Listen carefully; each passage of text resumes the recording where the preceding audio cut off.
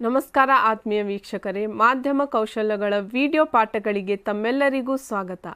ಈ ವಿಡಿಯೋ ಪಾಠಗಳನ್ನು ಕರ್ನಾಟಕ ಸರ್ಕಾರದ ವಾರ್ತಾ ಮತ್ತು ಸಾರ್ವಜನಿಕ ಸಂಪರ್ಕ ಇಲಾಖೆಯ ಅನುದಾನದ ಅಡಿಯಲ್ಲಿ ಕರ್ನಾಟಕ ರಾಜ್ಯ ಅಕ್ಕಮಹಾದೇವಿ ಮಹಿಳಾ ವಿಶ್ವವಿದ್ಯಾನಿಲಯದ ಪತ್ರಿಕೋದ್ಯಮ ಮತ್ತು ಸಮೂಹ ಸಂವಹನ ವಿಭಾಗದ ಸಹಯೋಗದಲ್ಲಿ ನಿರ್ಮಿಸಲಾಗಿದೆ. ಈ ಉಪನ್ಯಾಸ ಸರಣಿಯಲ್ಲಿ ಮಾಧ್ಯಮ ಕಾನೂನು ವಿಷಯದ ಕುರಿತು ಉಪನ್ಯಾಸ ನೀಡಲು ಇಂದು ನಮ್ಮೊಂದಿಗಿದ್ದಾರೆ ಡಾಕ್ಟರ್ ಸತೀಶ್ ಕುಮಾರ್ ಅಂಡಿಂಜೆ. ಅವರಿಗೆ ಈ ಉಪನ್ಯಾಸ ಕಾರ್ಯಕ್ರಮಕ್ಕೆ ಸ್ವಾಗತ. ಡಾಕ್ಟರ್ ಸತೀಶ್ ಕುಮಾರ್ ಅಂಡಿಂಜೆ ಪ್ರಸ್ತುತ ಶಿವಮೊಗ್ಗ ಕುವೆಂಪು ವಿಶ್ವವಿದ್ಯಾನಿಲಯದ ಪತ್ರಿಕೋದ್ಯಮ ಮತ್ತು ಸಮೂಹ ಸಂವಹನ ವಿಭಾಗದಲ್ಲಿ ಸಹ ಪ್ರಾಧ್ಯಾಪಕ ಹಾಗೂ ಅಧ್ಯಕ್ಷರಾಗಿ ಕಾರ್ಯನಿರ್ವಹಿಸುತ್ತಿರುವ ಡಾಕ್ಟರ್ ಸತೀಶ್ ಕುಮಾರ್ ಅಂಡಿಂಜೆ ಅವರು ಉಜಿರೆ ಎಸ್ಡಿಎಂ ಕಾಲೇಜು ಹಾಗೂ ಮಣಿಪಾಲ್ ಎಂಪಿಎಂ ಕಾಲೇಜ್ಗಳಲ್ಲಿ ಉಪನ್ಯಾಸಕರಾಗಿ ಕಾರ್ಯನಿರ್ವಹಿಸಿದ್ದರು. ಕಳೆದ 22 ವರ್ಷಗಳಿಂದ ಪತ್ರಿಕೋದ್ಯಮ ಮತ್ತು ಸಮೂಹ ಸಂವಹನ ವಿಷಯದ ಅಧ್ಯಾಪಕರಾಗಿ ಕಾರ್ಯನಿರ್ವಹಿಸುತ್ತಿರುವ ಅವರು ಮಂಗಳೂರು ವಿಶ್ವವಿದ್ಯಾನಿಲಯದಿಂದ ಚಿನ್ನದ ಪದಕದೊಂದಿಗೆ ಎಂಸಿಜೆ ಪದವಿ ಹಾಗೂ ಕುವೆಂಪು ವಿಶ್ವವಿದ್ಯಾನಿಲಯದಿಂದ ಪಿಎಚ್ಡಿ ಪದವಿ ಪಡೆದಿದ್ದಾರೆ. ಇವರ ಮಾರ್ಗದರ್ಶನದಲ್ಲಿ 2 ವಿದ್ಯಾರ್ಥಿಗಳು ಎಂಫಿಲ್ ಮತ್ತು 8 ವಿದ್ಯಾರ್ಥಿಗಳು ಪಿಎಚ್ಡಿ ಪದವಿ ಪಡೆದಿದ್ದು, ಪ್ರಸ್ತುತ 5 ವಿದ್ಯಾರ್ಥಿಗಳು ಪಿಎಚ್ಡಿ ಸಂಶೋಧನಾ ಅಧ್ಯಯನ ನಡೆಸುತ್ತಿದ್ದಾರೆ.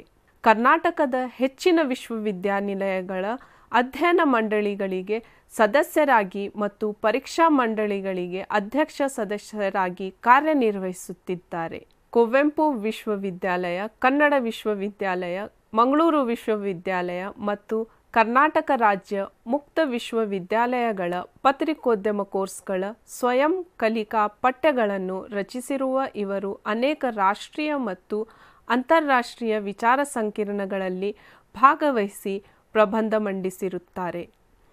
ಇವರ 60ಕ್ಕೂ ಹೆಚ್ಚು ಸಂಶೋಧನಾ ಲೇಖನಗಳು, ಸಂಶೋಧನಾ ನಿಯತಕಾಲಿಕೆಗಳು ಮತ್ತು ವಿಚಾರ ಸಂಕಿರಣದ ಸಂಪಾದಿತ ಕೃತಿಗಳಲ್ಲಿ ಪ್ರಕಟಗೊಂಡಿವೆ. ಇವರ ಪಿಎಚ್ಡಿ ಸಂಶೋಧನಾ ಮಹಾಪ್ರಬಂಧವು ಜರ್ಮನಿ ಲ್ಯಾಬ್ ಸಂಸ್ಥೆಯಿಂದ ಪ್ರಕಟಗೊಂಡಿದೆ.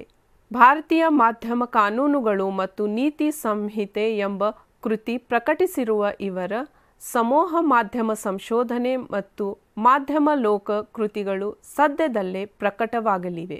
ಹವ್ಯಾಸ ಬರಹಗಾರರಾಗಿರುವ ಇವರು 250ಕ್ಕೂ ಹೆಚ್ಚು ಲೇಖನ, ನುಡಿಚಿತ್ರ, ಸಣ್ಣ ಕಥೆಗಳು ಕನ್ನಡ, ಇಂಗ್ಲಿಷ್ ಮತ್ತು ತುಳು ಭಾಷೆಗಳಲ್ಲಿ 30ಕ್ಕೂ ಹೆಚ್ಚು ಪತ್ರಿಕೆಗಳು ಮತ್ತು ನಿಯತಕಾಲಿಕೆಗಳಲ್ಲಿ ಪ್ರಕಟಗೊಂಡಿವೆ. ಇವರ ಭಾಷಣ ಹಾಗೂ ಸಣ್ಣ ಕಥೆಗಳು ಮಂಗಳೂರು ಮತ್ತು ಭದ್ರಾವತಿ ಆಕಾಶವಾಣಿ ಕೇಂದ್ರಗಳಿಂದ ಪ್ರಸಾರಗೊಂಡಿವೆ. ಇದೀಗ ಸತೀಶ್ ಕುಮಾರ್ ಅಂಡಿಂಜೆ ಅವರನ್ನು ಉಪನ್ಯಾಸ ನೀಡಲು ವಿನಂತಿಸುತ್ತೇನೆ. ನಮಸ್ಕಾರ ವಿದ್ಯಾರ್ಥಿಗಳೇ, ಇವತ್ತಿನ ತರಗತಿಯಲ್ಲಿ ನಾವು ದೇಶದ್ರೋಹ ಕಾಯ್ದೆ ಬಗ್ಗೆ ಚರ್ಚೆ ಮಾಡೋಣ. ದೇಶದ್ರೋಹ ಕಾಯ್ದೆ ಅಂದರೇನು, ಅದು ಯಾವಾಗ ಜಾರಿಗೆ ಬಂತು, ಅದರ ಅನುಕೂಲ ಅನಾನುಕೂಲ ಯಾವುದು, ಆ ದೇಶದ್ರೋಹ ಕಾಯ್ದೆಯಲ್ಲಿ ಬಂದಂಥ ಪ್ರಕರಣಗಳು ಯಾವೆಲ್ಲ, ಅದರ ಬಗ್ಗೆ ಚರ್ಚೆ ಮಾಡೋಣ. ಇತ್ತೀಚಿನ ವರ್ಷಗಳಲ್ಲಿ ಮಾನವ ಹಕ್ಕುಗಳ ಹೋರಾಟಗಾರರು, ಪತ್ರಕರ್ತರು ಮತ್ತು ಬುದ್ಧಿಜೀವಿಗಳ ವಿರುದ್ಧ ದೇಶದ್ರೋಹ ಕಾನೂನಿನ ದುರ್ಬಳಕೆ ಆಗ್ತಾ ಇರುವಂಥದ್ದು ನಿಮಗೆಲ್ಲ ಗೊತ್ತಿರುವಂಥ ವಿಷಯ. ಬ್ರಿಟಿಷರು ಜಾರಿಗೆ ತಂದ ಈ ಕಾನೂನಿನ ಪ್ರಜಾಪ್ರಭುತ್ವ ವಿರೋಧಿ ಸ್ವರೂಪದ ಬಗ್ಗೆ ಸಾಕಷ್ಟು ಪ್ರಶ್ನೆಗಳು ಎದುರಾಗ್ತಾ ಇವೆ. ಅದರ ಬಗ್ಗೆ ಸಾಕಷ್ಟು ಚರ್ಚೆಗಳು ನಡೀತಾ ಇರುವಂಥದ್ದು ನಿಮಗೆಲ್ಲ ಗೊತ್ತಿರುವಂಥ ವಿಷಯ. ಕೇಂದ್ರ ಮತ್ತು ರಾಜ್ಯ ಸರ್ಕಾರಗಳು ವಾಕ್ ಸ್ವಾತಂತ್ರ್ಯವನ್ನು ಹತ್ತಿಕ್ಕಲು ಇದರ ಬಳಕೆ ಮಾಡ್ತಾ ಇವೆ. ಅದಕ್ಕೆ ಮುಖ್ಯ ಕಾರಣ ಈ ಕಾನೂನಿನಲ್ಲಿ ಬರುವ ಅಸೂಯೆ ಎಂಬ ಪದ ಮತ್ತು ಈ ಕಾನೂನಿನಡಿ ನೀಡುವ ಶಿಕ್ಷೆಯ ಕಠಿಣತೆ ಎಂದರೆ ತಪ್ಪಾಗಲಾರದು. ಬ್ರಿಟಿಷ್ ಆಡಳಿತದ ಅವಧಿಯಲ್ಲಿ ಬ್ರಿಟಿಷರ ವಿರುದ್ಧದ ಭಾರತೀಯರ ಧ್ವನಿ ಅಡಗಿಸಲು ಈ ಕಾನೂನಿನ ಬಳಕೆ ಮಾಡಿದರು. ಆದರೆ ಈಗ ಬ್ರಿಟಿಷರ ಆಡಳಿತ ಕೊನೆಗೊಂಡು ಭಾರತ ಸ್ವತಂತ್ರವಾಗಿ 7 ದಶಕಗಳು ತುಂಬುತ್ತಿದ್ದರೂ ಈ ಕಾನೂನನ್ನು ದೇಶದಾದ್ಯಂತ ಮಾಧ್ಯಮ ಪ್ರತಿನಿಧಿಗಳು, ಮಾನವ ಹಕ್ಕುಗಳ ಹೋರಾಟಗಾರರು, ರಾಜಕೀಯ ವಿರೋಧಿಗಳು ಮತ್ತು ಸಾರ್ವಜನಿಕರ ಧ್ವನಿ ಅಡಗಿಸಲು ನಿರಂತರವಾಗಿ ಬಳಕೆ ಮಾಡ್ತಾ ಇರುವುದನ್ನು ನಾವು ಕಾಣಬಹುದು. ಭಾರತೀಯ ದಂಡ ಸಂಹಿತೆಯ ಸೆಕ್ಷನ್ 124A ಅಡಿ ಅಸೀಮ್ ತ್ರಿವೇದಿ ಎಂಬ ವ್ಯಂಗ್ಯಚಿತ್ರಕಾರನ ಬಂಧನವಾದಾಗ ಹಾಗೂ ಜವಾಹರ್ಲಾಲ್ ನೆಹರು ವಿಶ್ವವಿದ್ಯಾಲಯದ ವಿದ್ಯಾರ್ಥಿ ಸಂಘದ ನಾಯಕ ಕನ್ನಯ್ಯಕುಮಾರ್ ಬಂಧನವಾದಾಗ ಮತ್ತು ಇತ್ತೀಚೆಗೆ ಸಾಮಾಜಿಕ ಕಾರ್ಯಕರ್ತೆ ದಿಶಾ ರವಿ ಬಂಧನ ಆದಾಗ ದೇಶದ್ರೋಹ ಕಾನೂನು ಕುರಿತು ಸಾಕಷ್ಟು ಚರ್ಚೆಗಳು ನಡೆದಿರುವಂಥದ್ದು ನಾವು ನೋಡಬಹುದು. ಈ ಕಾನೂನು ದೇಶದಲ್ಲಿ ಯಾವುದೇ ರೀತಿಯ ರಾಜಕೀಯ ವಿರೋಧಿ ಧ್ವನಿ ಮತ್ತು ಆಡಳಿತ ಪಕ್ಷದ ಸಿದ್ಧಾಂತಕ್ಕೆ ವಿರುದ್ಧವಾದ ಯಾವುದಾದರೂ ಪರ್ಯಾಯ ರಾಜಕೀಯ ಸಿದ್ಧಾಂತದ ಪ್ರತಿಪಾದನೆಯನ್ನು ತಡೆಯಲು ಬಳಕೆ ಆಗ್ತಾ ಇದೆ. ಸರ್ಕಾರದ ವಿರುದ್ಧದ ಕಾನೂನುಬದ್ಧ ಟೀಕೆಯನ್ನು ಹತ್ತಿಕ್ಕಲು ಕೂಡ ಇದು ಬಳಕೆ ಆಗ್ತಾ ಇರೋದನ್ನು ನಾವು ಕಾಣಬಹುದು.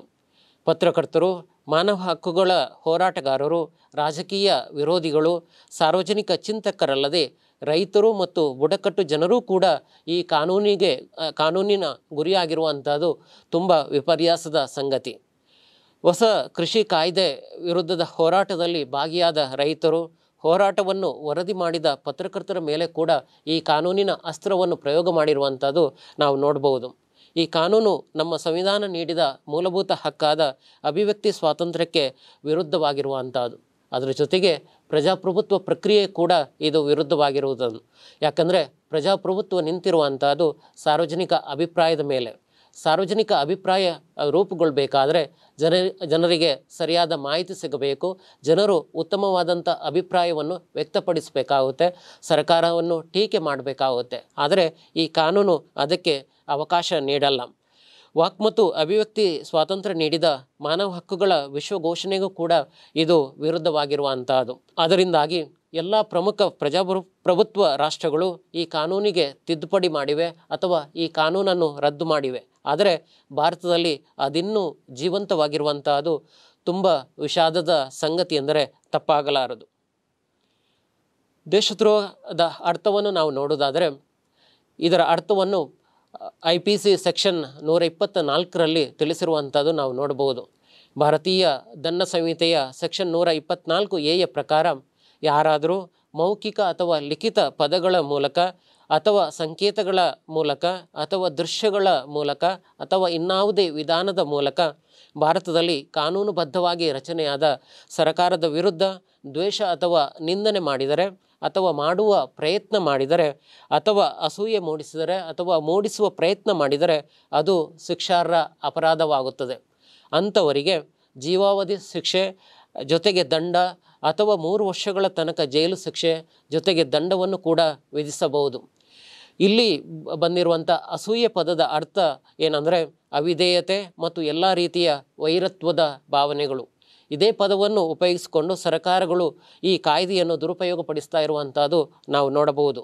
ದ್ವೇಷ ಅಥವಾ ನಿಂದನೆ ಮಾಡದೆ ಅಥವಾ ಆ ಪ್ರಯತ್ನ ಮಾಡದೆ ಅಥವಾ ಅಸೂಯೆ ಮೂಡಿಸದೆ ಅಥವಾ ಮೂಡಿಸುವ ಪ್ರಯತ್ನ ಮಾಡದೆ ಕಾನೂನುಬದ್ಧವಾಗಿ ಪರ್ಯಾಯ ಸರ್ಕಾರ ತರುವ ಉದ್ದೇಶದಿಂದ ಸರ್ಕಾರಿ ಅಥವಾ ಆಡಳಿತಾತ್ಮಕ ಕ್ರಮಗಳನ್ನು ಟೀಕಿಸಿದರೆ ಅದು ದೇಶದ್ರೋಹವಾಗುವುದಿಲ್ಲ. ಸರ್ಕಾರದ ಯಾವುದೇ ಕ್ರಮವನ್ನು ನಾವು ಲೇಖನಗಳ ಮೂಲಕ ಅಥವಾ ವರದಿಗಳ ಮೂಲಕ ಟೀಕೆ ಮಾಡಿದರೆ ಅದು ಖಂಡಿತವಾಗಿಯೂ ದೇಶದ್ರೋಹವಾಗುವುದಿಲ್ಲ. ಭಾರತದಲ್ಲಿ ಕಾನೂನುಬದ್ಧವಾಗಿ ಸ್ಥಾಪಿತವಾದ ಸರ್ಕಾರವನ್ನು ಕಿತ್ತೊಗೆಯುವ ಉದ್ದೇಶದಿಂದ ಹಿಂಸೆಯನ್ನು ಪ್ರಚೋದಿಸುವ ಅಥವಾ ಸಾರ್ವಜನಿಕ ಸ್ವಾಸ್ಥ್ಯವನ್ನು ಕೆಡಿಸುವ ಯಾವುದೇ ಪ್ರಕಟಣೆ ಅದು ಶಿಕ್ಷಾರ್ಹ ಅಪರಾಧವಾಗುತ್ತದೆ. ಯಾವುದಾದ್ರೂ ಪ್ರಕಟಣೆ ಅದು ಶಿಕ್ಷಾರ್ಹ ಅಪರಾಧವಾಗಬೇಕಾದ್ರೆ ಅದು ಹಿಂಸೆಯನ್ನು ಪ್ರಚೋದನೆ ಮಾಡಬೇಕಾಗುತ್ತೆ, ಅದಕ್ಕೆ ಹಿಂಸೆಗೆ ಬೆಂಬಲ ಕೊಡಬೇಕಾಗುತ್ತೆ, ಆಗ ಮಾತ್ರ ಅದು ಅಪರಾಧ ಆಗುತ್ತೆ. ಅಂಥ ಆ ಪ್ರಕಟಣೆಯ ಲೇಖಕ, ಸಂಪಾದಕ, ಮುದ್ರಕ ಮತ್ತು ಪ್ರಕಾಶಕ ಶಿಕ್ಷೆಗೆ ಅರ್ಹರಾಗ್ತಾರೆ. ಇಲ್ಲಿ ಲೇಖನ ಅಥವಾ ವರದಿಯನ್ನು ಬರೆದಂಥ ವರದಿಗಾರ ಅಥವಾ ಲೇಖಕ ಮಾತ್ರ ಶಿಕ್ಷೆಗೆ ಅರ್ಹರಾಗುವುದಲ್ಲದೆ ಅದನ್ನು ಪ್ರಕಟ ಮಾಡಿದಂಥ ಪತ್ರಿಕೆಯ ಸಂಪಾದಕ, ಅದರ ಮುದ್ರಕ ಮತ್ತು ಪ್ರಕಾಶಕರು ಕೂಡ ಶಿಕ್ಷೆಗೆ ಗುರಿಯಾಗುವುದನ್ನು ನಾವು ನೋಡಬಹುದು. ಸಾರ್ವಜನಿಕ ಕ್ರಮಗಳು ಅಥವಾ ಸರ್ಕಾರದ ನೀತಿಯ ಟೀಕೆ ಮತ್ತು ಪೊಲೀಸ್, ಆಡಳಿತಾತ್ಮಕ ಅಥವಾ ನ್ಯಾಯಾಂಗೀಯ ಅಧಿಕಾರಿಗಳ ವಿರುದ್ಧ ಭ್ರಷ್ಟಾಚಾರದ ಆರೋಪ ಹೊರಿಸುವುದು ಕೂಡ ಅಪರಾಧವಾಗುವುದಿಲ್ಲ. ಜನಪ್ರತಿನಿಧಿಗಳು ಅಥವಾ ಅಧಿಕಾರಿ ವರ್ಗದವರ ಬಗೆಗಿನ ವೈಯಕ್ತಿಕ ಟೀಕೆ ಕೂಡ ಅಪರಾಧವಾಗುವುದಿಲ್ಲ. ಆ ಕಾರಣಕ್ಕಾಗಿ ನಾವು ಮಾಧ್ಯಮಗಳಲ್ಲಿ ಅಧಿಕಾರಿಗಳ ಬಗ್ಗೆ, ರಾಜಕಾರಣಿಗಳ ಬಗ್ಗೆ ಸಾಕಷ್ಟು ಟೀಕೆಗಳನ್ನು ನೋಡಬಹುದು. ಸಾರ್ವಜನಿಕ ಸ್ವಾಸ್ಥ್ಯವನ್ನು ಕೆಡಿಸುವ ಅಥವಾ ಹಿಂಸೆಯನ್ನು ಪ್ರಚೋದಿಸುವ ದೇಶದ್ರೋಹ ಪ್ರಕರಣಗಳು ಮಾತ್ರ ಶಿಕ್ಷೆಗೆ ಅರ್ಹವಾಗುತ್ತವೆ ಎಂಬುದನ್ನು 1962ರ ಸುಪ್ರೀಂ ಕೋರ್ಟ್ ತೀರ್ಪು ಕೂಡ ತಿಳಿಸಿರುವಂಥದ್ದು ನಾವು ನೋಡಬಹುದು. ಇಂಥ ಪ್ರಕರಣಗಳಲ್ಲಿ ಆರೋಪಿಗಳನ್ನು ಬಂಧಿಸುವಾಗ ಮತ್ತು ಆರೋಪಗಳನ್ನು ಹೊರಿಸುವಾಗ ಪೊಲೀಸರು ಮತ್ತು ರಾಜಕೀಯ ನೇತಾರರು ಈ ನಿರ್ಬಂಧವನ್ನು ನೆನಪು ಮಾಡಿಕೊಳ್ಳುವುದು ತುಂಬ ವಿರಳ. ಅಂದರೆ ಇವತ್ತು ದೇಶದ್ರೋಹ ಕಾಯ್ದೆ ಅಡಿಯಲ್ಲಿ ಯಾರಾದರೂ ಬಂಧನಕ್ಕೆ ಒಳಗಾದಂಥ ಸಂದರ್ಭದಲ್ಲಿ ಪೊಲೀಸರು ಕಾನೂನಿನ ಮೂಲ ಅರ್ಥವನ್ನು ಖಂಡಿತವಾಗಿಯೂ ನೋಡಲ್ಲ. ಕೇವಲ ಜನರ ಧ್ವನಿ ಅಡಗಿಸುವ ಉದ್ದೇಶವನ್ನು ಮಾತ್ರ ನೋಡಿಕೊಂಡು ಅವರು ಕ್ರಮವನ್ನು ತೆಗೆದುಕೊಳ್ಳುವುದನ್ನು ನಾವು ನೋಡಬಹುದು. ಈ ಕಾನೂನಿನ ಪ್ರಕಾರ ಯಾವುದೇ ಸಾರ್ವಜನಿಕ ಸಭೆಯನ್ನು ಆಯೋಜಿಸುವಾಗ ಜಿಲ್ಲಾಧಿಕಾರಿ, ಜಿಲ್ಲಾ ಪೊಲೀಸ್ ವರಿಷ್ಠಾಧಿಕಾರಿ ಅಥವಾ ಪೊಲೀಸ್ ಆಯುಕ್ತರ ಅನುಮತಿ ಪಡೆಯಬೇಕು. ಜಿಲ್ಲಾಧಿಕಾರಿ ಅಥವಾ ಜಿಲ್ಲಾ ಪೊಲೀಸ್ ವರಿಷ್ಠಾಧಿಕಾರಿ ಸಭೆಯನ್ನು ರದ್ದುಗೊಳಿಸಬಹುದು. ಈ ಕಾನೂನಿನ ಉಲ್ಲಂಘನೆಗೆ 6 ತಿಂಗಳ ಕಾಲ ಜೈಲು ಶಿಕ್ಷೆ ಜೊತೆಗೆ ದಂಡವನ್ನು ವಿಧಿಸಬಹುದು. ಪ್ರಚೋದನಕಾರಿ ಭಾಷಣಕ್ಕೂ ಇದೇ ಶಿಕ್ಷೆ ನೀಡಲಾಗುತ್ತದೆ. ದೇಶದ್ರೋಹ ಕಾನೂನಿನ ಇತಿಹಾಸವನ್ನು ನಾವು ನೋಡೋದಾದರೆ 1857ರ ಸಿಪಾಯಿ ದಂಗೆಯ ನಂತರ ಬ್ರಿಟಿಷ್ ಸರ್ಕಾರದ ವಿರುದ್ಧ ದ್ವೇಷ ಮನೋಭಾವ ಬಿತ್ತುವ ಯಾವುದೇ ವ್ಯಕ್ತಿಯನ್ನು ಬಂಧಿಸುವ ಉದ್ದೇಶದಿಂದ ಬ್ರಿಟಿಷರು ಜಾರಿಗೆ ತಂದ ಕಠೋರ ಕಾನೂನು ಇದಾಗಿದೆ. ಯಾಕಂದರೆ ಸಿಪಾಯಿ ದಂಗೆ ಆದ ನಂತರ ಬ್ರಿಟಿಷರಿಗೆ ಭಾರತೀಯರು ತಮ್ಮ ವಿರುದ್ಧ ದಂಗೆ ಏಳುತ್ತಾರೆ ಅನ್ನುವಂಥ ಭಯ ಮೂಡಿದ ಕಾರಣಕ್ಕಾಗಿ ಅವರು ಈ ಕಾನೂನನ್ನು ಜಾರಿಗೆ ತರುವಂಥ ಪ್ರಯತ್ನವನ್ನು ಮಾಡಿದರು. ಮೂಲತಃ ಈ ಕಾನೂನು 1837-39ರ ಮೆಕಾಲೆ ರಚಿತ ದಂಡ ಸಂಹಿತೆಯ ಕರಡಿನ ಸೆಕ್ಷನ್ 113 ಆಗಿರುವಂಥದ್ದು ನಾವು ನೋಡಬಹುದು. ಆದರೆ 1860ರಲ್ಲಿ ಅದು ಕಾಯ್ದೆಯಾಗಿ ಜಾರಿಗೆ ಬಂದಾಗ ಆ ಸೆಕ್ಷನನ್ನು ತೆಗೆದುಹಾಕಲಾಗುತ್ತದೆ. ಆದರೆ ಬ್ರಿಟಿಷ್ ಸರ್ಕಾರ 1870ರಲ್ಲಿ ದೇಶದ್ರೋಹ ಕಾನೂನಿನ ಅಗತ್ಯವನ್ನು ಮನಗಂಡು ಸೆಕ್ಷನ್ 124A ಮರಳಿ ಜಾರಿಗೆ ತರುತ್ತದೆ. ಭಾರತೀಯರ ಧ್ವನಿ ಅಡಗಿಸಲು ಬ್ರಿಟಿಷರು ಜಾರಿಗೆ ತಂದ ಅನೇಕ ಕಠೋರ ಕಾನೂನುಗಳಲ್ಲಿ ಇದು ಕೂಡ ಒಂದಾಗಿದೆ. ಬಾಲಗಂಗಾಧರ್ ತಿಲಕ್ ವಿರುದ್ಧ ದೇಶದ್ರೋಹ ಆರೋಪ ಹೊರಿಸಿದಾಗ ನ್ಯಾಯಮೂರ್ತಿ ಜೇಮ್ಸ್ ಸ್ಟ್ರೇಚೆ ಈ ಕಾನೂನಿನ ವ್ಯಾಖ್ಯಾನವನ್ನು ವಿಸ್ತಾರಗೊಳಿಸ್ತಾರೆ. ಅದು ಈ ಕಾನೂನಿನ ಸಮಕಾಲೀನ ಅರ್ಥಕ್ಕೆ ಅಡಿಪಾಯ ಹಾಕುತ್ತದೆ. 1898ರಲ್ಲಿ ಸ್ಟ್ರೇಚೆ ವ್ಯಾಖ್ಯಾನವನ್ನು ಬಿಂಬಿಸಲು ಸೆಕ್ಷನ್ 124Aಗೆ ತಿದ್ದುಪಡಿಯನ್ನು ತರಲಾಗುತ್ತದೆ. ಬ್ರಿಟಿಷರು ಅಸೂಯೆ ಪದದ ಜೊತೆಗೆ ದ್ವೇಷ ಮತ್ತು ನಿಂದನೆ ಪದಗಳನ್ನು ಕೂಡ ಸೇರ್ಪಡೆ ಮಾಡ್ತಾರೆ. ಅಸೂಯೆ ಎಂಬ ಪದ ಅವಿಧೇಯತೆ ಮತ್ತು ಎಲ್ಲ ರೀತಿಯ ವೈರತ್ವ ಭಾವನೆಗಳನ್ನು ಹೊಂದಿದೆ ಎಂದು ಕೂಡ ಅವರು ಆ ಪದಕ್ಕೆ ಅರ್ಥವನ್ನು ಸೇರಿಸ್ತಾರೆ. ಅದು ಇವತ್ತಿನ ದೇಶದ್ರೋಹ ಕಾಯ್ದೆಯ ದುರುಪಯೋಗಕ್ಕೆ ಕೂಡ ಅದು ಕಾರಣ ಆಗುವುದನ್ನು ನಾವು ನೋಡಬಹುದು. ಈ ತಿದ್ದುಪಡಿಗಳಿಂದ ಭಾರತೀಯ ದಂಡ ಸಂಹಿತೆಯ ಸೆಕ್ಷನ್ 153A ಮತ್ತು 505ಗಳ ಪರಿಚಯವನ್ನು ಕೂಡ ಮಾಡಲಾಗುತ್ತದೆ. ಬ್ರಿಟಿಷ್ ಸರ್ಕಾರ, ಮುಖ್ಯವಾಗಿ ಬಾಂಬೆ ಸರ್ಕಾರದಿಂದ ದೇಶೀಯ ಪತ್ರಿಕೆಗಳಿಗೆ ಶಿಕ್ಷೆ ನೀಡುವಂಥ ಉದ್ದೇಶದಿಂದ ಈ ಬದಲಾವಣೆಗಳನ್ನು ಮಾಡಲಾಗುತ್ತದೆ. ಬಂಗಾಳ ವಿಭಜನೆ ನಂತರ ಬ್ರಿಟಿಷ್ ಸರ್ಕಾರ ದೇಶದ್ರೋಹದ ವಿಷಯಗಳನ್ನು ಪ್ರಕಟಿಸುವ ಮುದ್ರಣ ಸಂಸ್ಥೆಗಳನ್ನು ಮುಟ್ಟುಗೋಲು ಹಾಕಿಕೊಳ್ಳಲು ಜಿಲ್ಲಾ ಮ್ಯಾಜಿಸ್ಟ್ರೇಟಿಗೆ ಅಧಿಕಾರ ನೀಡುವ ಪತ್ರಿಕೆಗಳ ಅಪರಾಧ ಪ್ರಚೋದನೆ ಕಾಯ್ದೆ 1908 ಕೂಡ ಜಾರಿಗೆ ತರುತ್ತದೆ. ಅದರ ಪ್ರಕಾರ 20ಕ್ಕಿಂತ ಹೆಚ್ಚು ಜನರು ಒಂದೆಡೆ ಸೇರುವುದನ್ನು ತಡೆಯಲು ಬ್ರಿಟಿಷ್ ಸರ್ಕಾರ ದೇಶದ್ರೋಹ ಸಭೆಗಳ ಕಾಯ್ದೆಯನ್ನು ಕೂಡ ಜಾರಿಗೆ ತರುತ್ತದೆ. ಭಾರತದ ಸಂವಿಧಾನ ರಚನೆಕಾರರಿಂದ ವಾಕ್ ಸ್ವಾತಂತ್ರ್ಯವನ್ನು ನಿರ್ಬಂಧಿಸಲು ರಚಿಸಬಹುದಾದ ಕಾನೂನುಗಳಿಗೆ ಆಧಾರವಾಗಿ ದೇಶದ್ರೋಹವನ್ನು ಕರಡು ಸಂವಿಧಾನದಲ್ಲಿ ಅವರು ಸೇರಿಸ್ತಾರೆ. ಆದರೆ ಅಂತಿಮ ಸಂವಿಧಾನದಲ್ಲಿ ವಾಕ್ ಮತ್ತು ಅಭಿವ್ಯಕ್ತಿ ಸ್ವಾತಂತ್ರ್ಯದ ಹಕ್ಕಿನ ನಿರ್ಬಂಧಗಳಲ್ಲಿ ದೇಶದ್ರೋಹ ಅನ್ನುವಂಥ ಪದವನ್ನು ತೆಗೆದುಹಾಕಲಾಗುತ್ತದೆ. ಇದಕ್ಕೆ ಮುಖ್ಯ ಕಾರಣ ಸ್ವಾತಂತ್ರ್ಯ ಹೋರಾಟಗಾರ ಮತ್ತು ವಕೀಲ KM ಮುನ್ಷಿ ಅವರು ಮಾಡಿದಂಥ ಪ್ರಯತ್ನ. ನಮಗೆ ಪ್ರಜಾಪ್ರಭುತ್ವ ಸರ್ಕಾರವಿದ್ದು ಇಲ್ಲಿ ನಾವು ಸ್ವಾಗತಿಸಲೇಬೇಕಾದ ಸರ್ಕಾರದ ವಿರುದ್ಧದ ಟೀಕೆ ಮತ್ತು ದೇಶದ ಭದ್ರತೆಗೆ ಧಕ್ಕೆ ತರುವ ಹಿಂಸೆ ಅಥವಾ ಸರ್ಕಾರವನ್ನು ಕಿತ್ತೊಗೆಯುವ ಲೆಕ್ಕಾಚಾರದ ಹಿಂಸೆಯ ನಡುವೆ ಗೆರೆ ಎಳೆಯಬೇಕಾದ ಅಗತ್ಯವಿದೆ. ಅದಕ್ಕಾಗಿ ದೇಶದ್ರೋಹ ಪದವನ್ನು ತೆಗೆದುಹಾಕಲಾಗಿದೆ ಎಂದು ಅವರು ಆಗ ಚರ್ಚೆಯಲ್ಲಿ ಹೇಳಿರುವಂಥದ್ದು ನಾವು ನೋಡಬಹುದು. ಸ್ವಾತಂತ್ರ್ಯ ಹೋರಾಟಗಾರ ಮತ್ತು ಶ್ರೇಷ್ಠ ಸಂಸದ ಸೇಠ್ ಗೋವಿಂದ ದಾಸ್ ಈ ಪದ ತೆಗೆದುಹಾಕಲು ಬೆಂಬಲಿಸಿದ ಮತ್ತೊಬ್ಬ ನಾಯಕರಾಗಿದ್ದಾರೆ. ಆದರೆ ವಿಪರ್ಯಾಸ ಎಂದರೆ ಅವರನ್ನು ಸೆಕ್ಷನ್ 124A ಅಡಿ ಬಂಧಿಸಿ 2 ವರ್ಷಗಳ ಕಠಿಣ ಜೈಲು ಶಿಕ್ಷೆ ನೀಡಲಾಗುತ್ತದೆ. ಭಾರತದ ಸಂವಿಧಾನ ರಚನೆಕಾರರಿಗೆ ದೇಶದ್ರೋಹ ಕಾನೂನಿನ ಕ್ರೂರ ಇತಿಹಾಸದ ಸ್ಪಷ್ಟ ಅರಿವು ಇತ್ತು. ಅದಕ್ಕಾಗಿ ಅವರು ವಾಕ್ ಮತ್ತು ಅಭಿವ್ಯಕ್ತಿ ಸ್ವಾತಂತ್ರ್ಯವನ್ನು ಈ ಕ್ರೂರ ಕಾನೂನಿನ ಅಡಿಯಲ್ಲಿ ನಿರ್ಬಂಧಿಸಲು ಬಯಸಲಿಲ್ಲ. ಸಂವಿಧಾನದ ವಿಧಿ 19(2) ದೇಶದ್ರೋಹವನ್ನು ತೆಗೆಯುವ ಮೂಲಕ ಕಾನೂನುಬದ್ಧ ವಿರೋಧಾಭಿಪ್ರಾಯಕ್ಕೆ ಅವಕಾಶವನ್ನು ನೀಡಿದರು. ಆದರೆ ದೇಶದ್ರೋಹ ಎಂಬ ಪದವನ್ನು ತೆಗೆದುಹಾಕಿದರು.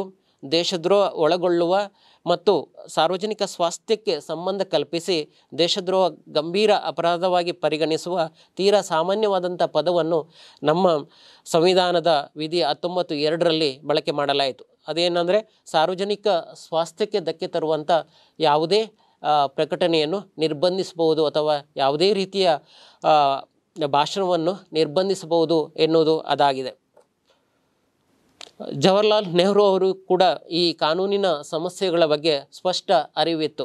ಅದೇ ಕಾರಣಕ್ಕಾಗಿ 1951ರಲ್ಲಿ ವಾಕ್ ಮತ್ತು ಅಭಿವ್ಯಕ್ತಿ ಸ್ವಾತಂತ್ರ್ಯಕ್ಕೆ ಸಂಬಂಧಿಸಿ ಸಂಸತ್ತಿನಲ್ಲಿ ನಡೆದ ಚರ್ಚೆಯಲ್ಲಿ ಅವರು ಭಾರತೀಯ ದಂಡ ಸಂಹಿತೆಯ ಸೆಕ್ಷನ್ 124(a) ತುಂಬ ಆಕ್ಷೇಪಾರ್ಹವಾದುದು. ನಾವು ಜಾರಿಗೆ ತರುವ ಯಾವುದೇ ಕಾನೂನಿನಲ್ಲಿ ಅದಕ್ಕೆ ಸ್ಥಾನವಿರಬಾರದು. ಆದಷ್ಟು ಬೇಗ ಅದನ್ನು ಕಿತ್ತೊಗೆದರೆ ಉತ್ತಮ ಎಂಬ ಅಭಿಪ್ರಾಯವನ್ನು ವ್ಯಕ್ತಪಡಿಸ್ತಾರೆ. ಆದರೆ ವಿಪರ್ಯಾಸವೆಂದರೆ ದೇಶದ್ರೋಹದ ವಿವರ ಸಂವಿಧಾನದಲ್ಲಿ ಉಳಿದುಕೊಂಡಿರುವುದಲ್ಲದೆ ಆಗಾಗ ಮಾನವ ಹಕ್ಕುಗಳ ಹೋರಾಟಗಾರರು, ಪತ್ರಕರ್ತರು ಮತ್ತು ಬುದ್ಧಿಜೀವಿಗಳ ವಿರುದ್ಧದ ಟೀಕೆಗೆ ದುರ್ಬಳಕೆ ಆಗ್ತಾ ಇರುವಂಥದ್ದು ನಾವು ನೋಡಬಹುದು. ಅನೇಕ ಬುದ್ಧಿಜೀವಿಗಳ ಧ್ವನಿ ಅಡಗಿಸೋಕೆ ಈ ಕಾಯ್ದೆಯನ್ನು ಇನ್ನೂ ಕೂಡ ಬಳಕೆ ಮಾಡ್ತಾ ಇರುವುದನ್ನು ನಾವು ಕಾಣಬಹುದು. ಇಂಗ್ಲೆಂಡಿನಲ್ಲಿ ದೇಶದ್ರೋಹ ಕಾನೂನನ್ನು 2010ರಲ್ಲಿ ನಿಷೇಧ ಮಾಡಿದ್ದರೆ ಭಾರತದಲ್ಲಿ ಅದೇ ವರ್ಷ ಲೇಖಕಿ ಅರುಂಧತಿ ರಾಯ್ ಮತ್ತು ಇತರರು ಕಾಶ್ಮೀರ ಪ್ರದೇಶಕ್ಕೆ ಸ್ವಾತಂತ್ರ್ಯ ನೀಡಬೇಕೆಂದು ಪ್ರತಿಪಾದಿಸಿ ದೇಶದ್ರೋಹ ಆರೋಪಕ್ಕೆ ಒಳಗಾದರು. ಅದರಿಂದಾಗಿ ಈ ಕಾನೂನು ಅದೇ ವರ್ಷ ಸಾಕಷ್ಟು ಚರ್ಚೆಗೆ ಒಳಗಾಗಿರುವುದನ್ನು ನಾವು ಕಾಣಬಹುದು. ಬ್ರಿಟಿಷ್ ಆಡಳಿತದ ಅವಧಿಯಲ್ಲಿ ನಡೆದಂಥ ಕೆಲವು ದೇಶದ್ರೋಹ ಪ್ರಕರಣಗಳನ್ನು ನಾವು ನೋಡಬಹುದು. ದೇಶದ್ರೋಹ ಕಾನೂನಿಗೆ ಸಂಬಂಧಿಸಿ ಆರಂಭಿಕ ಪ್ರಕರಣಗಳಲ್ಲಿ ಅನೇಕ ರಾಷ್ಟ್ರೀಯವಾದಿ ಪತ್ರಿಕೆಗಳ ಸಂಪಾದಕರಿಗೆ ಶಿಕ್ಷೆ ನೀಡಿರುವುದನ್ನು ನಾವು ನೋಡಬಹುದು.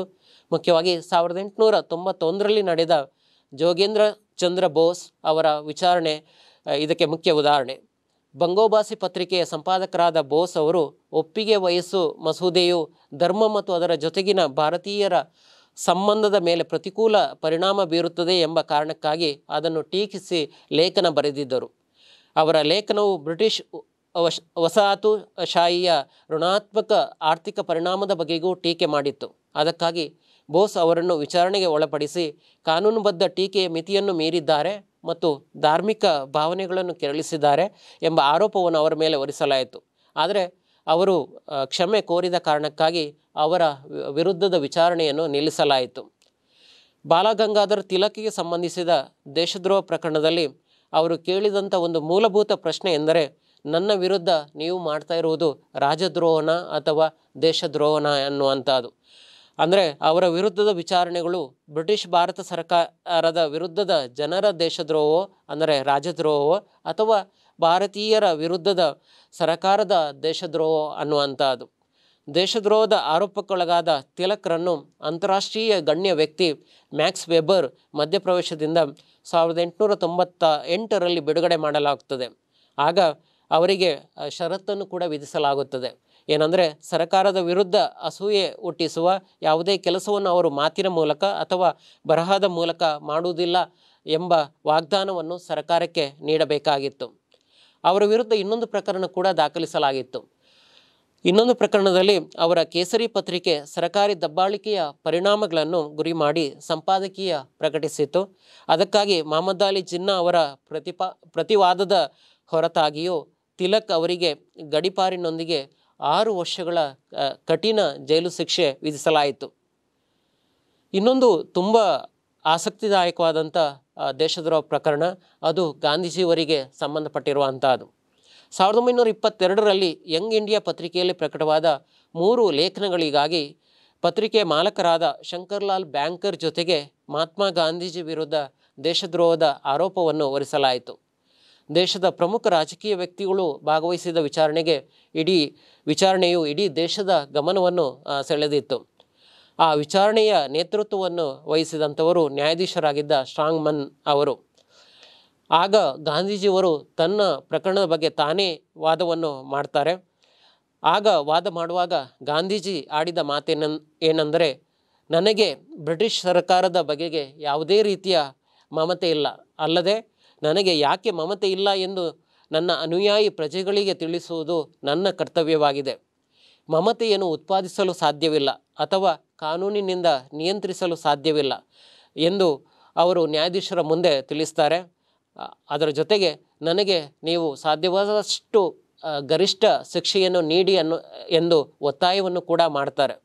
ಆಗ ನ್ಯಾಯಾಧೀಶರಾದ ಸ್ಟ್ರಾಂಗ್ಮನ್ ಅವರು ಒಂದು ಗೌರವಾನ್ವಿತವಾದಂಥ ಪ್ರತಿಕ್ರಿಯೆಯನ್ನು ನೀಡಿ, ನಾನು ಗಾಂಧೀಜಿಯ ವ್ಯಕ್ತಿತ್ವ ಮತ್ತು ಅಹಿಂಸೆ ಬಗೆಗೆ ನಿಷ್ಠೆಯನ್ನು ಮೆಚ್ಚುತ್ತೇನೆ, ಆದರೆ ಕಾನೂನಿನಡಿಯಲ್ಲಿ ಅವರನ್ನು ದೇಶದ್ರೋಹ ಅಪರಾಧಿಯನ್ನಾಗಿ ಮಾಡದಿರಲು ಅಸಮರ್ಥನಾಗಿದ್ದೇನೆ ಎಂದು ತಿಳಿಸಿ ಗಾಂಧೀಜಿಯವರಿಗೆ 6 ವರ್ಷಗಳ ಕಠಿಣ ಜೈಲು ಶಿಕ್ಷೆಯನ್ನು ವಿಧಿಸ್ತಾರೆ.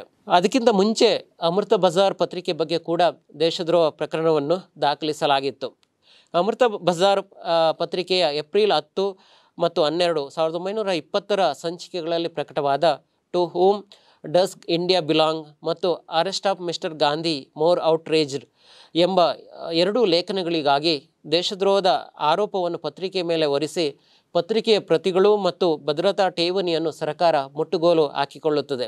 ಆಗ ಗವರ್ನರ್ ಅವರ ಅಭಿಪ್ರಾಯದಂತೆ ಈ ಲೇಖನಗಳು ಭಾರತದಲ್ಲಿ ಬ್ರಿಟಿಷರಿಂದ ಕಾನೂನುಬದ್ಧವಾಗಿ ಸ್ಥಾಪಿತವಾದ ಸರ್ಕಾರದ ವಿರುದ್ಧ ದ್ವೇಷ ಮತ್ತು ನಿಂದನೆಗೆ ಕಾರಣವಾಗ್ತವೆ ಮತ್ತು ಸರ್ಕಾರದ ವಿರುದ್ಧ ಅಸೂಯೆಯನ್ನು ಕೆರಳಿಸ್ತವೆ. ಅಂದರೆ ಈ ಕಾಯ್ದೆಯಲ್ಲಿ ಬರುವಂಥ ಈ ಪದ ಅಸೂಯೆ ಮತ್ತು ನಿಂದನೆ ಪದಗಳಿಂದಾಗಿ ಅದನ್ನು ಯಾರು ಬೇಕಾದರೂ ಹೇಗೆ ಬೇಕಾದರೂ ಅರ್ಥೈಸ್ಬೋದು. ಅದನ್ನೇ ಗವರ್ನರ್ ಕೂಡ ಅರ್ಥೈಸಿ ಅಮೃತ ಬಜಾರ್ ಪತ್ರಿಕೆ ಮೇಲೆ ಆರೋಪವನ್ನು ಹೊರಿಸಿ ಅದರ ಪ್ರತಿಗಳನ್ನು ಮುಟ್ಟುಗೋಲು ಹಾಕಿಕೊಂಡಿದ್ದರು.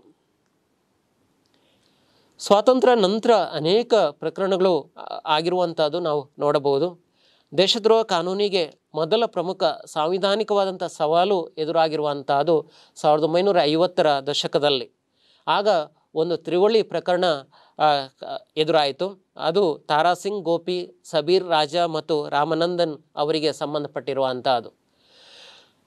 ನ್ಯಾಯಾಲಯ ದೇಶದ್ರೋಹ ಕಾನೂನು ವಾಕ್ ಮತ್ತು ಅಭಿವ್ಯಕ್ತಿ ಸ್ವಾತಂತ್ರ್ಯಕ್ಕೆ ವಿರುದ್ಧವಾದುದು ಎಂಬ ಅಭಿಪ್ರಾಯವನ್ನು ಆ ಪ್ರಕರಣಗಳಲ್ಲಿ ವ್ಯಕ್ತಪಡಿಸಿರುವಂಥದ್ದನ್ನು ನಾವು ನೋಡಬಹುದು. ರಾಮನಂದನ್ ಅವರು 1954ರಲ್ಲಿ ನೀಡಿದ ಪ್ರಚೋದನಕಾರಿ ಭಾಷಣಕ್ಕಾಗಿ 3 ವರ್ಷಗಳ ಜೈಲು ಶಿಕ್ಷೆ ವಿಧಿಸಲಾಯಿತು. ಅವರು ಅಲಹಾಬಾದ್ ಉಚ್ಚ ನ್ಯಾಯಾಲಯದಲ್ಲಿ ಭಾರತೀಯ ದಂಡ ಸಂಹಿತೆಯ ಸೆಕ್ಷನ್ 124A ಸಾಂವಿಧಾನಿಕ ಸಿಂಧುತ್ವವನ್ನು ಪ್ರಶ್ನೆ ಮಾಡ್ತಾರೆ. ಆಗ ನ್ಯಾಯಾಲಯ ಅವರಿಗೆ ನೀಡಿದ ಶಿಕ್ಷೆಯನ್ನು ರದ್ದುಪಡಿಸಿ ಸೆಕ್ಷನ್ 124A ಸಂವಿಧಾನ ಬಾಹಿರ ಎಂಬ ತೀರ್ಪನ್ನು ನೀಡುತ್ತದೆ. ಆದರೆ 1962ರಲ್ಲಿ ಕೇದಾರ್ನಾಥ್ ಸಿಂಗ್ ಮತ್ತು ಬಿಹಾರ ಸರ್ಕಾರದ ಪ್ರಕರಣದಲ್ಲಿ ಸುಪ್ರೀಂ ಕೋರ್ಟ್ ಈ ನಿರ್ಧಾರವನ್ನು ರದ್ದು ಮಾಡಿ ದೇಶದ್ರೋಹ ಕಾನೂನಿನ ಸಂವಿಧಾನಿಕತೆಯನ್ನು ಎತ್ತಿ ಹಿಡಿಯುತ್ತದೆ. ಅದೇ ಸಮಯದಲ್ಲಿ ದೇಶದ್ರೋಹದ ಅರ್ಥವನ್ನು ಕಿರಿದುಗೊಳಿಸಿ ಅದರ ಅನ್ವಯಿಕತೆಯನ್ನು ಮಿತಗೊಳಿಸುತ್ತದೆ.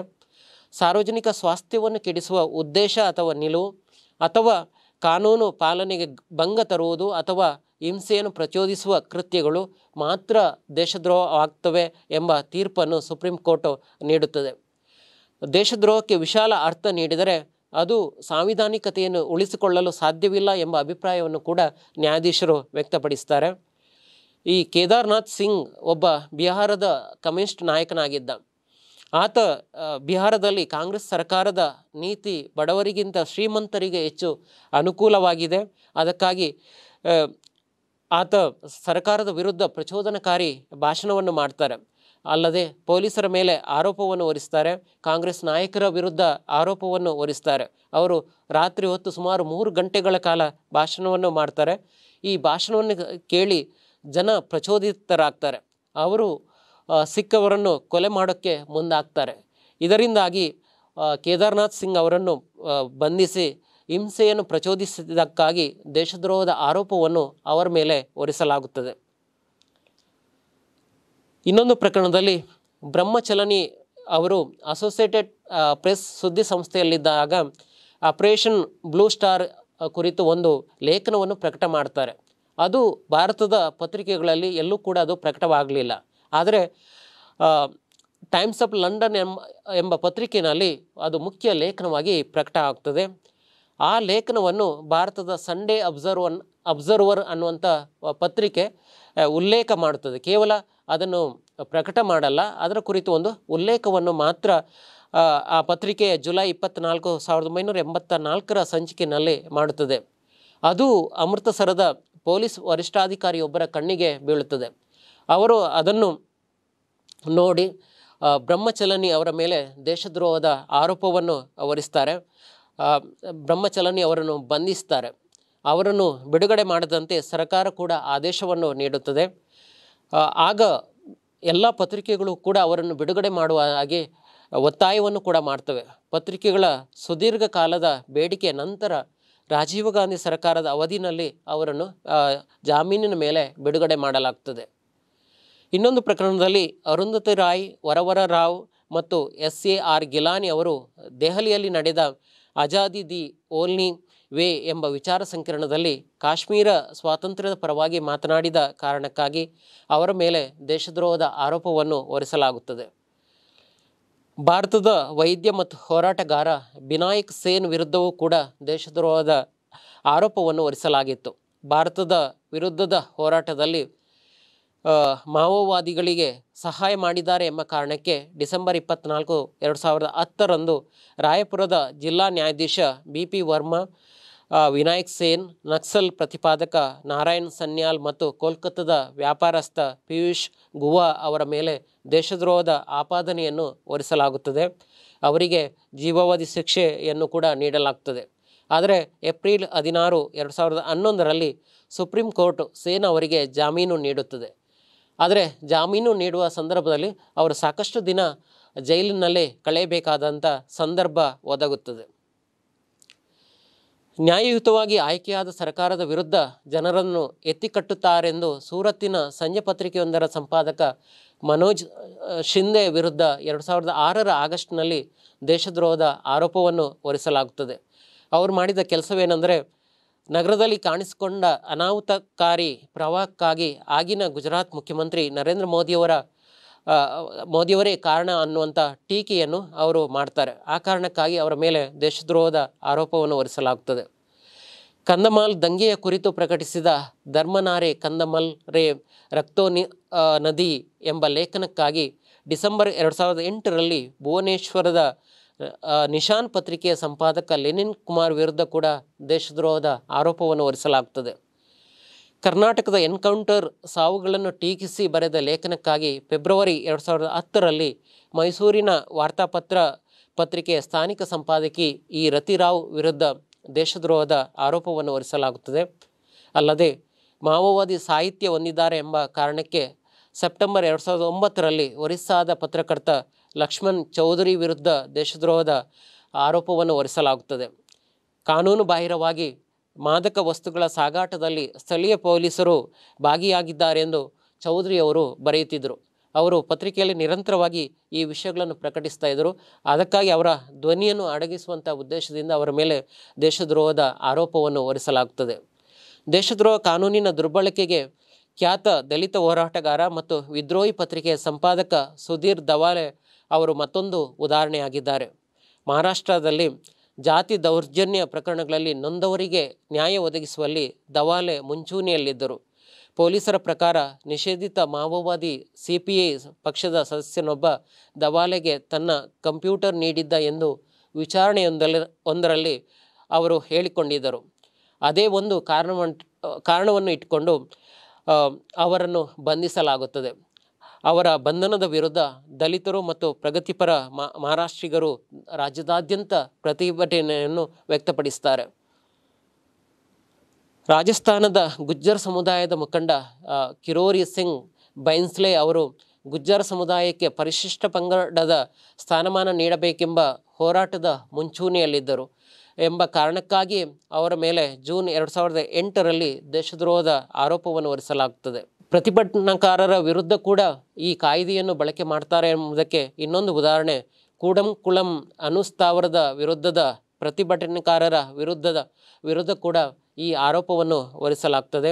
ಇನ್ನೊಂದು ಪುಸ್ತಕ ಬಿಡುಗಡೆ ಸಮಾರಂಭವೊಂದರಲ್ಲಿ ದೇಶದ ಸಾರ್ವಭೌಮತೆಗೆ ವಿರುದ್ಧವಾದ ಹೇಳಿಕೆ ನೀಡಿದ್ದಾರೆಂಬ ಕಾರಣಕ್ಕೆ MDMK ನಾಯಕ ವಿ ಗೋಪಾಲಸ್ವಾಮಿ ಅವರ ವಿರುದ್ಧ ಕೂಡ ದೇಶದ್ರೋಹದ ಆರೋಪವನ್ನು ಹೊರಿಸಲಾಗ್ತದೆ. ಗುಜರಾತಿನಲ್ಲಿ ಪಟೇಲ್ ಸಮುದಾಯಕ್ಕೆ ಮೀಸಲಾತಿ ನೀಡಬೇಕೆಂದು ಆಗ್ರಹಿಸಿ ಸಾಕಷ್ಟು ಹೋರಾಟ ಮಾಡಿದಂಥ ಹಾರ್ದಿಕ್ ಪಟೇಲ್ ವಿರುದ್ಧ ಕೂಡ ಈ ಕಾಯ್ದೆಯ ಆರೋಪವನ್ನು ಹೊರಿಸಲಾಗ್ತದೆ. ಪೊಲೀಸ್ ಅಧಿಕಾರಿಗಳ ಸಾಮರ್ಥ್ಯವನ್ನು ಪ್ರಶ್ನೆ ಮಾಡಿದ್ದಕ್ಕಾಗಿ ಮತ್ತು ಮಾಫಿಯಾ ಜೊತೆಗೆ ಅವರಿಗೆ ಸಂಬಂಧವಿದೆ ಎಂದು ಆರೋಪ ಮಾಡಿದ್ದಕ್ಕಾಗಿ ಟೈಮ್ಸ್ ಆಫ್ ಇಂಡಿಯಾದ ಅಹಮದಾಬಾದ್ ಸ್ಥಾನಿಕ ಸಂಪಾದಕ ಭರತ್ ದೇಸಾಯಿ ಮತ್ತು ಹಿರಿಯ ವರದಿಗಾರ ಮತ್ತು ಛಾಯಾಗ್ರಾಹಕರ ಮೇಲೆ ಕೂಡ ದೇಶದ್ರೋಹದ ಆರೋಪವನ್ನು ಹೊರಿಸಲಾಗುತ್ತದೆ. ಸೆಪ್ಟೆಂಬರ್ 10, 2012ರಲ್ಲಿ ರಾಜಕೀಯ ವ್ಯಂಗ್ಯಚಿತ್ರಕಾರ ಅಸೀಮ್ ತ್ರಿವೇದಿ ಅವರನ್ನು ಭ್ರಷ್ಟಾಚಾರದ ವಿರುದ್ಧ ಬರೆದ ಸರಣಿ ವ್ಯಂಗ್ಯಚಿತ್ರಗಳಿಗಾಗಿ ದೇಶದ್ರೋಹದ ಆರೋಪದ ಮೇಲೆ 14 ದಿನಗಳ ನ್ಯಾಯಾಂಗ ಬಂಧನಕ್ಕೆ ಒಳಪಡಿಸಲಾಗುತ್ತದೆ.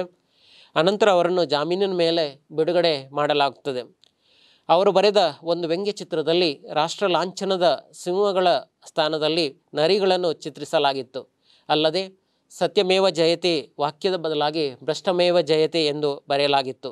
ಇನ್ನೊಂದು ವ್ಯಂಗ್ಯಚಿತ್ರದಲ್ಲಿ ಭಾರತದ ಸಂಸತ್ತನ್ನು ರಾಷ್ಟ್ರೀಯ ಶೌಚಾಲಯ ಎಂದು ಚಿತ್ರಿಸಲಾಗಿತ್ತು. ಆ ವ್ಯಂಗ್ಯಚಿತ್ರಗಳು ರಾಷ್ಟ್ರ ಲಾಂಛನ ಮತ್ತು ಭಾರತದ ಸಂವಿಧಾನವನ್ನು ಹೀಯಾಳಿಸುವಂತೆ ಇದ್ದರೂ ಕೂಡ ಅವರ ಬಂಧನವನ್ನು ದೇಶದಾದ್ಯಂತ ಬುದ್ಧಿಜೀವಿಗಳು ಪ್ರಶ್ನೆ ಮಾಡಿದರು. ಕಾಶ್ಮೀರ ಕಣಿವೆಯ ಅಶಾಂತಿ ಬಗೆಗೆ ಪ್ರಶ್ನೆ ಕೇಳಿದ ಶ್ರೀನಗರದ ಉಪನ್ಯಾಸಕರೊಬ್ಬರ ಮೇಲೆ ಕೂಡ 2010ರಲ್ಲಿ ದೇಶದ್ರೋಹದ ಆರೋಪವನ್ನು ಹೊರಿಸಲಾಗಿತ್ತು. ಅವರು ಮಾಡಿದ ಕೆಲಸವೇನೆಂದರೆ ಇಂಗ್ಲೀಷ್ ಸಾಹಿತ್ಯ ವಿದ್ಯಾರ್ಥಿಗಳಿಗೆ ಕಲ್ಲು ಹೊಡೆಯುವವರು ನಿಜವಾದ ಹೀರೋಗಳೇ ಎಂಬ ಪ್ರಶ್ನೆಯನ್ನು ಅವರು ಕೇಳಿದರು. ಕೇವಲ ಆ ಪ್ರಶ್ನೆ ಕೇಳಿದ ಕಾರಣಕ್ಕಾಗಿ ಅವರ ಮೇಲೆ ದೇಶದ್ರೋಹದ ಆರೋಪವನ್ನು ಹೊರಿಸಲಾಗಿತ್ತು. ಶಂಕರ್ ಪಿಳ್ಳೈ ಅವರ 64 ವರ್ಷಗಳ ಹಿಂದಿನ ಸಂವಿಧಾನವನ್ನು ಬಸವನ ಹುಳದಂತೆ ತೋರಿಸಿ ಅಂಬೇಡ್ಕರ್ ಮತ್ತು ನೆಹರು ಅವರನ್ನು ಟೀಕಿಸುವ ವ್ಯಂಗ್ಯಚಿತ್ರವನ್ನು ದೇಶದ್ರೋಹದ ಆರೋಪದ ಮೇಲೆ ಪಠ್ಯಪುಸ್ತಕಗಳಿಂದ ಕೆಲವು ವರ್ಷದ ಹಿಂದೆ ತೆಗೆದು ಹಾಕಲಾಗಿತ್ತು. ತಮಾಷೆ ಎಂದರೆ ನೆಹರು ಅವರು ಶಂಕರ್ ಅವರ ಅಭಿಮಾನಿ ಆಗಿದ್ದರು. ಅವರು ಶಂಕರ್ ಮುಂದೆ ನನ್ನನ್ನು ಕೂಡ ಬಿಡಬೇಡ ಅನ್ನುವಂಥ ಮಾತನ್ನು ಆಡಿದರು. ನನ್ನ ಬಗ್ಗೆ ಯಾವಾಗಲೂ ಕೂಡ ವ್ಯಂಗ್ಯಚಿತ್ರವನ್ನು ಬರೆಯಬೇಕು ಅನ್ನುವಂಥದ್ದು. ಆ ಕಾರಣಕ್ಕಾಗಿ ಎಲ್ಲ ನಾಯಕರಿಗಿಂತ ನೆಹರು ಅವರ ಬಗ್ಗೆ ಶಂಕರ್ ಪಿಳ್ಳೈ ಅವರು ಸಾಕಷ್ಟು ವ್ಯಂಗ್ಯಚಿತ್ರಗಳನ್ನು ಪ್ರಕಟ ಮಾಡಿದರು. ದೆಹಲಿಯ ಜವಾಹರ್ಲಾಲ್ ನೆಹರು ವಿಶ್ವವಿದ್ಯಾಲಯದ ವಿದ್ಯಾರ್ಥಿ ಸಂಘದ ನಾಯಕ ಕನ್ನಯ್ಯ ಕುಮಾರ್ ಅಫ್ಜಲ್ ಗುರು ಪರ ಘೋಷಣೆ ಕೂಗಿದ್ದಾರೆಂದು ಅವರ ಮೇಲೆ ದೇಶದ್ರೋಹದ ಆರೋಪವನ್ನು ಹೊರಿಸಿ ಬಂಧಿಸಲಾಗಿತ್ತು. ಅಲ್ಲದೆ ಜಮ್ಮು ಮತ್ತು ಕಾಶ್ಮೀರದಲ್ಲಿ ಮಾನವ ಹಕ್ಕುಗಳ ಉಲ್ಲಂಘನೆಗೆ ಸಂಬಂಧಿಸಿ 1-2 ವರ್ಷದ ಹಿಂದೆ ಬೆಂಗಳೂರಲ್ಲಿ ನಡೆದ ಅಮ್ನೆಸ್ಟಿ ಇಂಟರ್ನ್ಯಾಷನಲ್ ಸಂಸ್ಥೆ ಆಯೋಜಿಸಿದ್ದ ಕಾರ್ಯಕ್ರಮದಲ್ಲಿ ದೇಶ ವಿರೋಧಿ ಘೋಷಣೆ ಕೂಗಲಾಗಿದೆ ಎಂದು ಆರೋಪಿಸಿ ದೇಶದ್ರೋಹ ಪ್ರಕರಣವನ್ನು ದಾಖಲು ಮಾಡಲಾಗಿತ್ತು. ಅಲ್ಲದೆ ಇತ್ತೀಚೆಗೆ ನಡೆದಿರುವಂತಹದ್ದು ರೈತ ಹೋರಾಟವನ್ನು ಬೆಂಬಲಿಸಿ ಟ್ವೀಟ್ ಮಾಡಿದ ದಿಶಾ ರವಿ ಮತ್ತಿತರರ ಮೇಲೆ, ಅಲ್ಲದೆ ಗಣರಾಜ್ಯ ದಿನ ನಡೆದ ಗಲಭೆಯನ್ನು ವರದಿ ಮಾಡಿದಂಥ ಪತ್ರಕರ್ತರ ಮೇಲೆ ಕೂಡ ದೇಶದ್ರೋಹದ ಆರೋಪವನ್ನು ಹೊರಿಸಲಾಗಿತ್ತು. ಈ ದೇಶದ್ರೋಹ ಕಾಯ್ದೆ ಬಗ್ಗೆ ಸಾಕಷ್ಟು ಟೀಕೆಗಳು ವ್ಯಕ್ತ ಆಗ್ತಾ ಇರುವಂಥದ್ದು ನಾವು ನೋಡಬಹುದು. ಯಾಕಂದರೆ ದೇಶದ್ರೋಹ ಆರೋಪ ಹೊತ್ತವರಿಗೆ ಶಿಕ್ಷೆಯು ಕಾನೂನು ಪ್ರಕ್ರಿಯೆಯಂತೆ ಆರಂಭವಾಗ್ತದೆ. ಅವರನ್ನು ಬಂಧಮುಕ್ತಗೊಳಿಸಿದರೂ ಅವರು ಸುದೀರ್ಘವಾದಂಥ ಕಾನೂನು ಪ್ರಕ್ರಿಯೆಗೆ ಒಳಪಡಬೇಕಾಗುತ್ತದೆ. ಅದು ಒಂದು ರೀತಿಯಲ್ಲಿ ಶಿಕ್ಷೆಯಾಗಿ ಪರಿಣಮಿಸ್ತದೆ ಮತ್ತು ಮಾತಾಡುವ ಧೈರ್ಯವಿದ್ದವರಿಗೆ ಅಡೆತಡೆಯಾಗಿ ಪರಿಣಮಿಸ್ತದೆ. ಅಂದರೆ ಇಲ್ಲಿ ಯಾವುದೇ ರೀತಿಯ ಆರೋಪ ಇಲ್ಲದೆ ಕೂಡ ಒಬ್ಬ ವ್ಯಕ್ತಿಯನ್ನು ಬಂಧಿಸಬಹುದು ಅನ್ನುವಂಥದ್ದು. ಆದರೆ ಅವರ ಮೇಲೆ ಆರೋಪ ಇಲ್ಲ ಅಂತ ಸಾಬೀತುಪಡಿಸುವ ಮುಂಚೆ ಸಾಕಷ್ಟು ದಿನ ಅವರು ಜೈಲಿನಲ್ಲಿ ಕಳೆಯಬೇಕಾದಂಥ ಸಂದರ್ಭ ಬರುತ್ತದೆ ಅನ್ನುವಂಥದ್ದು. ಅಂದರೆ ಇಲ್ಲಿ ಶಿಕ್ಷೆ ನೀಡುವುದಕ್ಕಿಂತ ಶಿಕ್ಷೆ ನೀಡುವಂಥ ಪ್ರಕ್ರಿಯೆ ಕಠಿಣವಾಗಿರುವಂಥದ್ದು ನಾವು ನೋಡಬಹುದು. ವಿಚಾರಣಾ ನ್ಯಾಯಾಲಯಗಳು ಮತ್ತು ಪೊಲೀಸ್ ಅಧಿಕಾರಿಗಳು ಯಾವುದೇ ಕಾರಣವಿಲ್ಲದೆ ನಿರಂತರವಾಗಿ ದೌರ್ಜನ್ಯವನ್ನು ಎಸಗ್ತಾ ಇರುವಂಥದ್ದು ನಾವು ನೋಡಬಹುದು. ದೇಶದ್ರೋಹ ಕಾನೂನನ್ನು ಸರ್ಕಾರದ ನೀತಿಗಳು ಮತ್ತು ಚಟುವಟಿಕೆಗಳ ವಿರುದ್ಧ ಧ್ವನಿ ಎತ್ತುವ ನಿರ್ದಿಷ್ಟ ಜನರನ್ನು ಗುರಿಯಾಗಿಸಿ ಬಳಕೆ ಮಾಡ್ತಾ ಇದ್ದಾರೆ. ದೇಶದ್ರೋಹ ಕಾನೂನನ್ನು ವಿರೋಧಿ ಧ್ವನಿ ಅಡಗಿಸಲು ಕೂಡ ಬಲಪ್ರಯೋಗದಿಂದಲೇ ಬಳಕೆ ಮಾಡ್ತಾ ಇರೋದನ್ನು ಕೂಡ ನಾವು ನೋಡಬಹುದು. ಇತ್ತೀಚಿನ ದಿನಗಳಲ್ಲಂತೂ ಸರ್ಕಾರವನ್ನು ಟೀಕೆ ಮಾಡುವವರ ವಿರುದ್ಧ ಅವರ ಧ್ವನಿಯನ್ನು ಅಡಗಿಸೋಕೆ ಈ ಕಾಯ್ದೆಯನ್ನು ಬಳಕೆ ಮಾಡ್ತಾ ಇದ್ದಾರೆ. ಅದರಿಂದಾಗಿ ಬಿನಾಯಕ್ ಸೇನ್, ಅರುಂಧತಿ ರಾಯ್, ಇ ರತಿ ರಾವ್, ಭರತ್ ದೇಸಾಯಿ, ಮನೋಜ್ ಶಿಂದೆ, ವಿ ಗೋಪಾಲಸ್ವಾಮಿ, ದಿಶಾ ರವಿ ಮುಂತಾದ ವ್ಯಕ್ತಿಗಳು ಸರ್ಕಾರದ ವಿರುದ್ಧ ದಂಗೆ ಎಬ್ಬಿಸುವಂಥ ಯಾವುದೇ ಉದ್ದೇಶವನ್ನು ಹೊಂದಿರಲಿಲ್ಲ. ಅವರು ಕೇವಲ ಸರ್ಕಾರವನ್ನು ಟೀಕೆ ಮಾಡಿದರು ಅಷ್ಟೇ. ಅವರು ತಮ್ಮ ಭಾಷಣಗಳಲ್ಲಿ ಮತ್ತು ಬರಹಗಳಲ್ಲಿ ತಮ್ಮ ಅಭಿಪ್ರಾಯಗಳನ್ನು ವ್ಯಕ್ತಪಡಿಸುತ್ತಿದ್ದರು. ಅದು ಸರ್ಕಾರದ ಕೆಲವು ನಿರ್ದಿಷ್ಟ ಚಟುವಟಿಕೆಗಳನ್ನು ಟೀಕೆ ಮಾಡ್ತಾ ಇತ್ತು. ದೇಶದ್ರೋಹ ಕಾನೂನಿನ ಇತಿಹಾಸವನ್ನು ಗಮನಿಸಿದಾಗ ಸುಪ್ರೀಂ ಕೋರ್ಟ್ ಮತ್ತು ಕೆಳ ನ್ಯಾಯಾಲಯಗಳು ನೀಡಿದ ತೀರ್ಪುಗಳಲ್ಲಿ ಅಜಗಜಾಂತರ ವಿರುವುದನ್ನು ನಾವು ಕಾಣಬಹುದು. ಕೆಲವೊಮ್ಮೆ ಕೆಳ ನ್ಯಾಯಾಲಯ ದೇಶದ್ರೋಹದ ಆರೋಪವನ್ನು ಹೊರಿಸಿದರೆ ಮೇಲಿನ ಅದು ಹೈಕೋರ್ಟ್ ಆಗಿರ್ಬೋದು, ಸುಪ್ರೀಂ ಕೋರ್ಟ್ ಆಗಿರ್ಬೋದು, ಅದು ಆರೋಪ ಮುಕ್ತಗೊಳಿಸಿರುವುದನ್ನು ನಾವು ನೋಡಬಹುದು. ಇದರಿಂದ ಅನೇಕ ಸಂದರ್ಭಗಳಲ್ಲಿ ನಿರಪರಾಧಿಗಳಿಗೆ ಅನ್ಯಾಯವಾಗುವುದನ್ನು ನಾವು ಕಾಣಬಹುದು.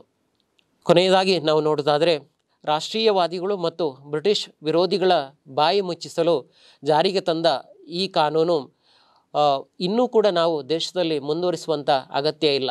ಯಾಕಂದರೆ ಇವತ್ತು ನಮ್ಮನ್ನು ಬೇರೆ ದೇಶದವರು ಆಳ್ವಿಕೆ ನಡೆಸ್ತಾ ಇಲ್ಲ, ನಮ್ಮನ್ನು ನಾವೇ ಆಳ್ವಿಕೆ ನಡೆಸ್ತಾ ಇರುವಂಥದ್ದು.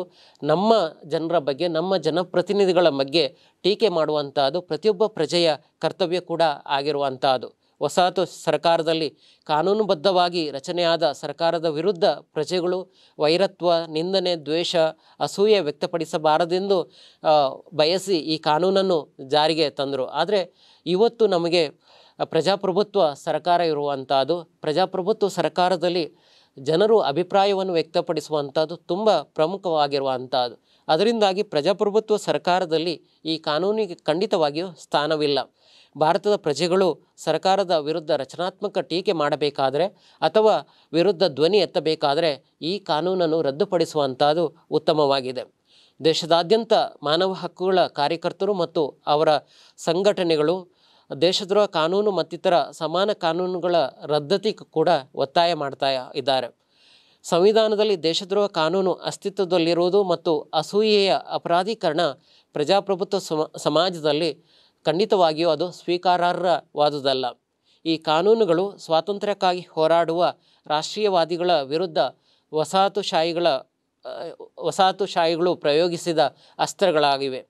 ಸುಪ್ರೀಂ ಕೋರ್ಟಿನ ತೀರ್ಪಿನ ಹೊರತಾಗಿಯೂ ಮಾಧ್ಯಮ ಪ್ರತಿನಿಧಿಗಳು, ಮಾನವ ಹಕ್ಕುಗಳ ಹೋರಾಟಗಾರರು, ರಾಜಕೀಯ ಹೋರಾಟಗಾರರು, ಕಲಾವಿದರು ಮತ್ತು ಬುದ್ಧಿಜೀವಿಗಳನ್ನು ಶೋಷಣೆ ಮಾಡೋಕ್ಕೆ ಈ ಕಾನೂನು ಸಂವಿಧಾನದಲ್ಲಿರುವುದು ಪ್ರಜಾಪ್ರಭುತ್ವ ಮೌಲ್ಯಗಳಿಗೆ ಒಂದು ಬೆದರಿಕೆಯಾಗಿ ಪರಿಣಮಿಸಿದೆ ಎಂದರೆ ತಪ್ಪಾಗಲಾರದು. ಬಿನಾಯಕ್ ಸೇನ್ಗೆ ಶಿಕ್ಷೆ ನೀಡಿದ ಸಂದರ್ಭದಲ್ಲಿ ಆಗಿನ ಕೇಂದ್ರ ಕಾನೂನು ಸಚಿವರಾಗಿದ್ದ ವೀರಪ್ಪ ಮೊಯ್ಲಿ ಅವರು ದೇಶದ್ರೋಹ ಕಾನೂನನ್ನು ಅವಲೋಕನ ಮಾಡುವಂಥ ಅಗತ್ಯವಿದೆ ಎಂಬ ಘೋಷಣೆ ಮಾಡಿದರು.